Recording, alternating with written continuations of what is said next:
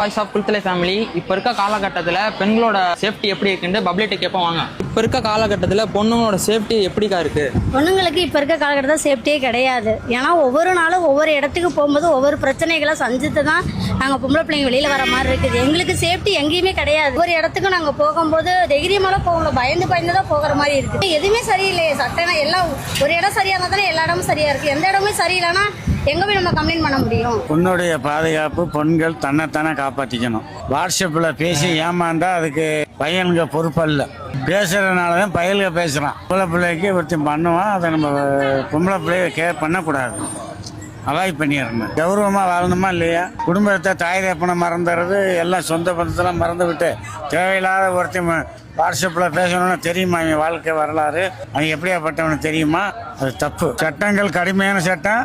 அப்படி பொம்பளை பிள்ளைகளை தேவையில்லாமல் ஒருத்தன் விரும்பலை அப்படின்னு மர்டர் பண்ணுறான்னா தூக்கு தண்டனை போடணும். விரும்பாத பிள்ளைய மர்டர் பண்ணுறான்ல அவனை தூக்கு தண்டனை போடணும். கடுமையான சட்டம் இருந்தால் தான் பொம்பளை பிள்ளையும் பாதுகாக்க முடியும், பையன்களும் ஒழுங்காக இருப்பான்.